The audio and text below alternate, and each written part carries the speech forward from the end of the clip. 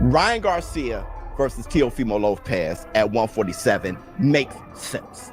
I got Teofimo Lopez. I think he beats Ryan Garcia. The way Ryan can beat him is by boxing him, though. It's by poking, and well, the thing is, though, I think Ryan Garcia's power translates more than Teofimo. My next fight is for a unification at 40, and then we got Jerron in his boots, 47. Yeah. Ooh, and then the winner. That's fire. Then the winner in February against Haney Garcia. Ooh.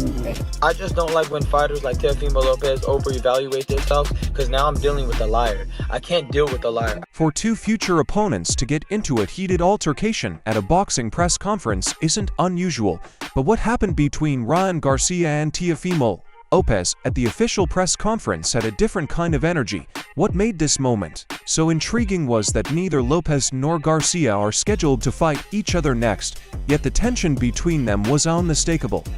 Were you in camp with Teofimo at all, Ryan? Because I saw you going back and forth, and you're both working with Eddie right now. Talk to us about that. I'm nothing against Teo. I think Teo was cool. He was kind of taking shots at all of us about, our accomplishments, and, I kind of like...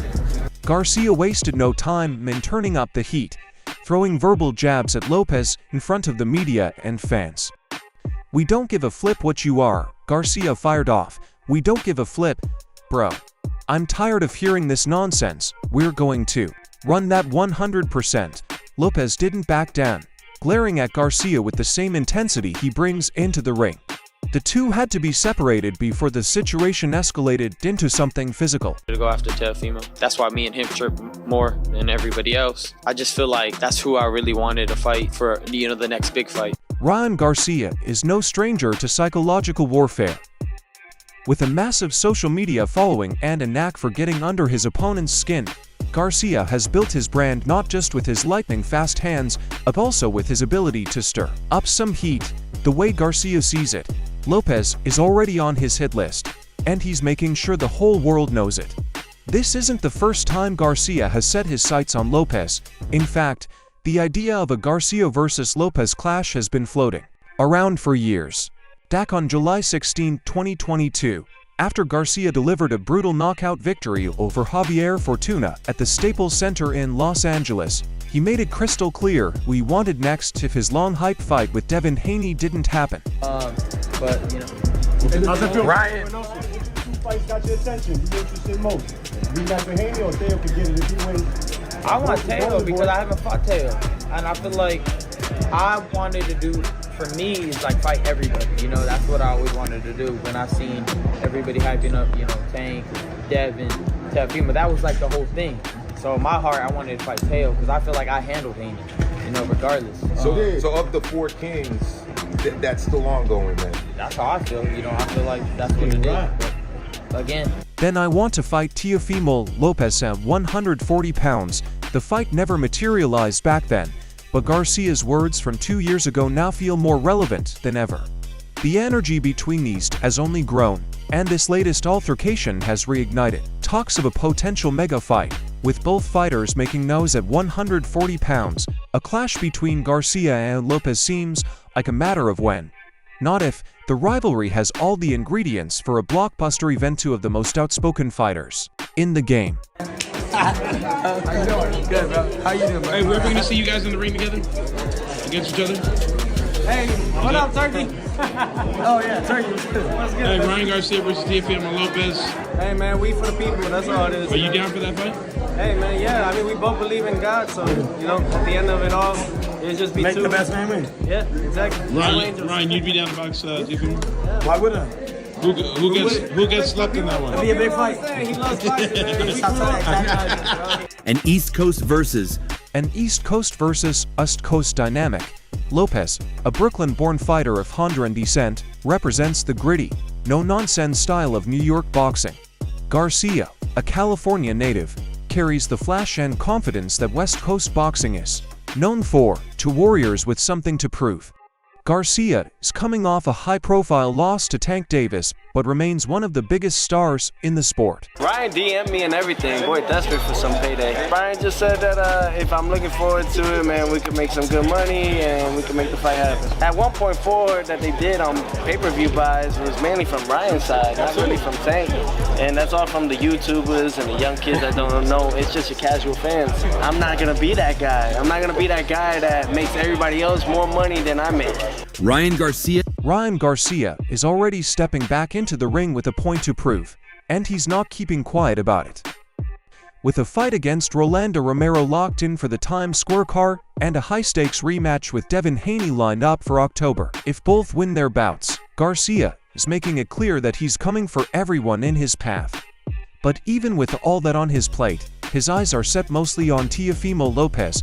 There was no mistaking the intensity in his voice when he called out Lopez during the press conference, staring straight at the WBO super lightweight champion like he was next on the hit list. Teo, right there. I want that. You know I want that. I want that belt. I want everything. I hope to see in 2025 is Ryan Garcia versus Teofimo Lopez. That's one of the top ones out there. That's one of the top ones, could be arguably the top one after, I believe, a high-end tune-up where he can get tested, but he'll win. But yeah, that'd be a good fight. I love seeing like the fans going back and forth over that, like in the comments. I would like to see the press conference itself. Sell tickets to the press conference. I know. Yeah, listen, Ryan Garcia in that weight division is the money, is the old days of this is an... Garcia wasn't just talking, he was making a statement. It wasn't the first time he's called for a fight with Lopez, but this time it felt different.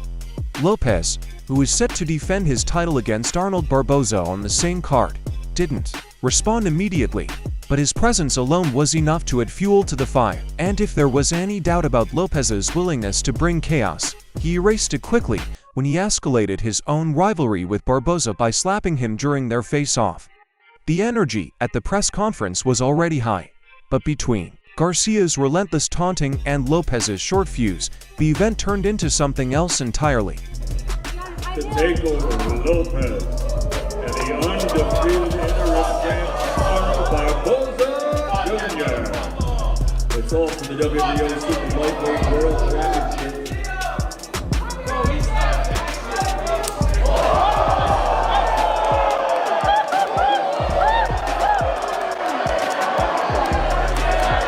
Garcia, coming off the controversy of his overturned win against Haney, knows that everything he does now is under a microscope.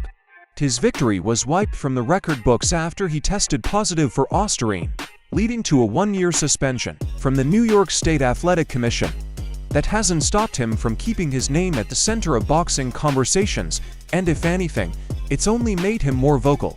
Sharing the same card as Haney, who is set to take on Jose Ramirez, has only made things more explosive. Rolly Romero here, and I seem to remember years ago when you guys were prospects at lightweight. You might have been at junior lightweight at the time, as a matter of fact. There was a lot of talk about a sparring session, and there was John going back years ago between you two. Can you talk to us a little bit about that? I think we sparred about 8 years ago.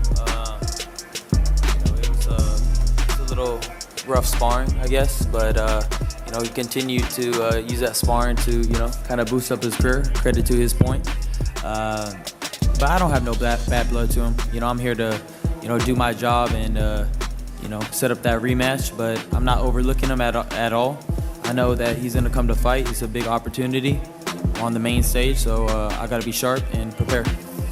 When Garcia and Haney took the stage at the press conference, it didn't take long before the tensions boiled over. The back and forth was relentless, with Garcia wasting no time throwing verbal jabs. I'm really focused on just whooping Devin Haney again. That's all I'm really worried about. Not even redeeming myself, just that Ostarine nonsense, which you probably did set out. The accusation sent shockwaves through the room, but Haney wasn't about to let that slide. He fired right back. How did you test positive? You took your punishment because you knew you were guilty. Ryan is a hell of a fighter. He's a good fighter, but if you embarrass me like that, my pride is gonna kick in. Like as a fighter, like I'm gonna wanna. You're gonna have to line it up again, and that's how I feel like with that situation. I feel like yeah, what will waiting 4 years do for me? Like, it's gonna look like, okay, I waited it out and you're not the same fighter no more, but I wanna beat you while you feeling good and you just did that. Okay, I'm gonna beat you. Garcia wasn't backing down. He knew the controversy surrounding his positive test was the perfect tool to keep the spotlight on himself. He reminded everyone exactly what happened in that fight, refusing to let Haney rewrite history. Osterine doesn't help you block a left hook. Bro, Garcia shot back. You got hit like 1,000 times. You got dribbled off the canvas. The way he said it, with the same confidence he carries in the ring, made it impossible to ignore. The history between these two is far from settled, especially with Haney's lawsuit still hanging over their heads. After Garcia's test result was revealed, Haney took him to court, suing him for battery, fraud, and breach of contract. The legal battle threatened to drag on, but ESPN reported that both sides agreed to pause proceedings for 90 days to negotiate terms for a rematch. If there was any doubt about whether they would run it back, this press conference erased all uncertainty. The rematch is coming, and Garcia isn't letting anyone forget what happened the first time. I think right now they're probably going to announce a lot of fights to be finalized. That's my opinion on that. However, I think that it's a great matchup. I think it's a good storyline for Rolly as well. And I think they're going to fight at 47. Yeah. Rolly's a big dude. Obviously he has that power. Ryan has that right hook. Yep. So who do you got? I got Ryan. I got Ryan Garcia. Why? Yeah, I just think that from that fight and since then, he hasn't been fighting for that long of a period. While Haney is locked in as Garcia's next target, Teofimo Lopez is quickly rising up the list. It's no secret that Garcia sees Lopez as the perfect fight down the line. The way he went out of his way to call him out, even with so much already on his plate, showed just how much he wanted it. And Lopez, never one to back down from a challenge, looked more than ready for whatever comes next. It comes down to Bob offering you a Teo fight and Eddie offering you Ryan. Does it just come down to what's the bigger check? Yeah, I mean, it just comes down to what makes sense. Those are two huge fights. Obviously, Teo is more legacy belts, whatever. But I also got the belts already at 135. Of course, I want to get the belts, but right now it's what makes the most sense to me. The way things are shaping up, the Times Square card is set to be one of the most chaotic events in recent boxing history. With Garcia and Haney reigniting their war of words, Lopez ensuring his own fight has some bad blood, and Garcia throwing Lopez's name into the fire, there's no telling what will happen next. But one thing is for sure, this isn't just about the fights that are already scheduled. This is about setting the stage for something even bigger, and with tensions running this high, the boxing world is in for a wild ride. Today, I don't believe in coincidence. Yo, Devin. Dev.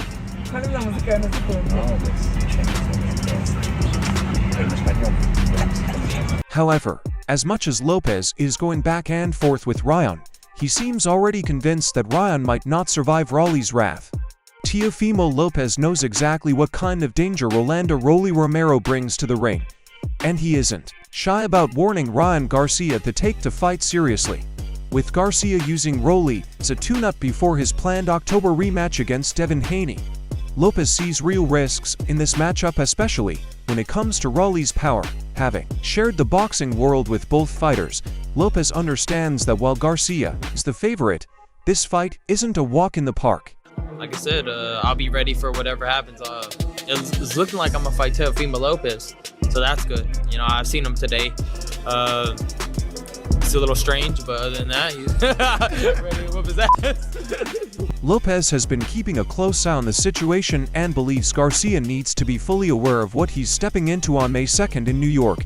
I think it's a great matchup and a great storyline for Rolly as well. I think they're going to fight at 147, Lopez said, making it clear that this fight is more than just a tune-up. It's a real test for Garcia, especially after his one-year layoff. Rolly may not have the technical skills of an elite boxer, but one thing he does have is power, and that's something Lopez knows can change a fight in an instant. Ryan has got to be careful with Rolly's punching power because Rolly still has power and definitely could do something with Ryan with those shots, Lopez warned. Having seen what Rolly is capable of firsthand, He knows that even though Romero has struggled against top-tier opposition, it doesn't mean he isn't dangerous. The first time I just stuck to a game plan when you're facing a bigger dude, bigger puncher, because at the time I was like 17, 18, much smaller than him, so I kind of just knew what to do, and I was running, so decided to stand there and bang. He had some good moments, but nothing crazy, and then he started, using that to get his career going.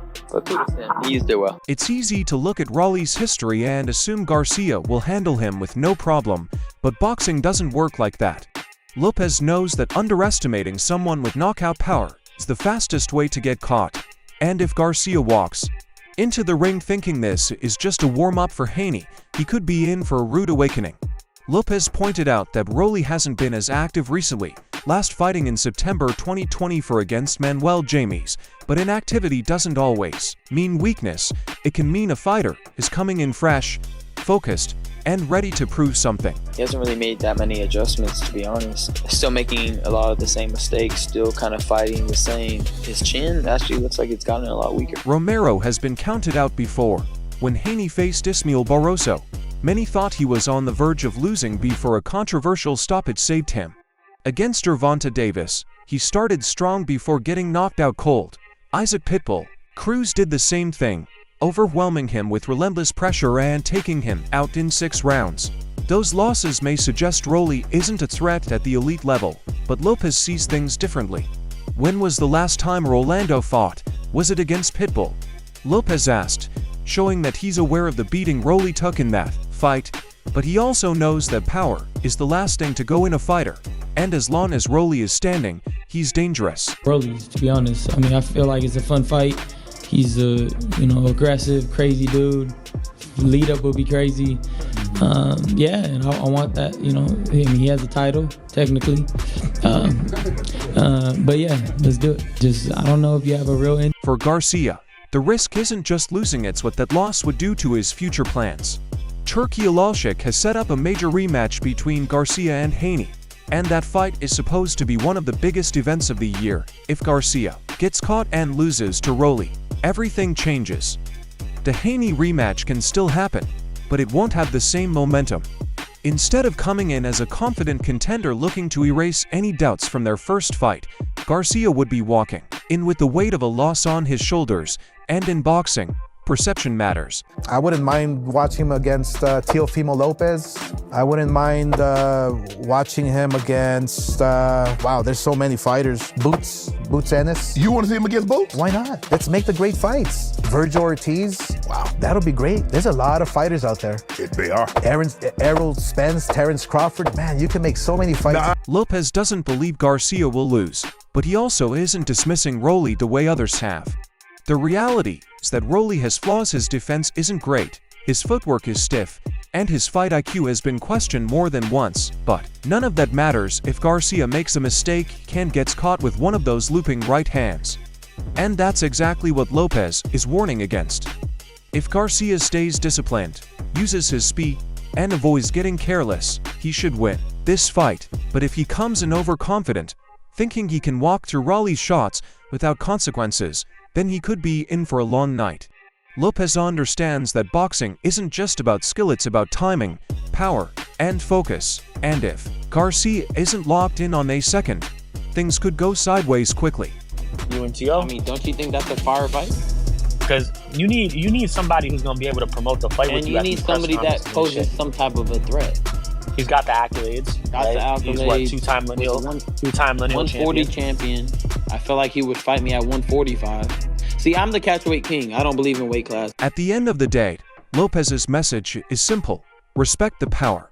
Rolly might not be the most skilled fighter Garcia has ever faced, but that doesn't mean he can't ruin everything with one punch. And in a sport where one mistake can change a career, Lopez knows that Garcia can't afford to take unnecessary risks. The fight with Haney is waiting, but first, Garcia has to make it past Rolly, and if he's not careful, that fight might not happen the way he planned. But for all it is, it looks like Ryan is stepping into this ring as a changed man. Now, he is entering a new chapter in his career, one where focus, professionalism, and maturity take center stage. What's given that look? I don't know, man. You just gotta wait. You gotta wait and see. All right, before I let you go, but after I do fight him, I'll be the first one to fight all three of the, so-called, four kings. I'm the only one that's fought all of them: Tank, Devin, and Teofimo Lopez. After years of being in the headlines for reasons outside of boxing, Garcia now appears to be a man determined to prove himself inside the ring. During the recent press conference, the word mature kept coming up whenever his name was mentioned, and for good reason. "I want to be great," Garcia said, showing a level of self-awareness that hasn't always been associated with him. "I've always wanted to fight the best fighters in the sport. And as far as my problems outside the ring, I've always had those problems. I don't know who else struggles with stuff like that, but that's just something I was struggling with. And I know I want to just show everybody that you can come back from anything. I want to show my dedication to the sport and just be a true professional." What next for you then, Teo? So you're in the What's next for me is worldwide takeover. That's what it's next. I want to go to Italy. I want to take other places in different rings. I got a lot of fan base in Africa too. I want to go out there. So my whole thing is taking it global. Obviously a lot of big names. Because nobody else is gonna. These weren't just empty words. For the first time in a long time, Garcia's actions seemed to match his statements. Gone are the days of distractions, online outbursts, and off-the-cuff statements that took attention away from his talent. Instead, he's back in the gym, locked in on his training, and preparing to prove that he belongs among the sport's elite. However, Garcia is still Garcia, passionate, outspoken, and willing to speak his mind. Just 48 hours before making that heartfelt statement, he sent a fiery message to Rolando Romero on social media, making it clear that he wasn't taking the fight lightly. "Rolly, I'm not taking you lightly at all. I'm coming with real anger, and I'm sorry, it has to be you," Garcia wrote. He also warned Romero that if he crossed the line, there would be consequences. My next fight is for a unification at 40, and then we got Jerron in his boots, 47. Yeah. And then the winner. That's fire. Then the winner in February against Haney Garcia. Some might see this as a contradiction, but in reality, it's a sign that Garcia hasn't lost his fire. He isn't trying to change who he is, he's just channeling his energy into his career the right way.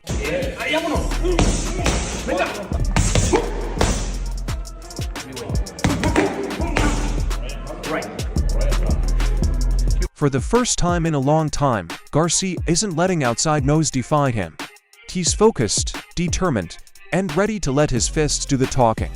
And if this version of Ryan Garcia is here to stay, the boxing world better take notice.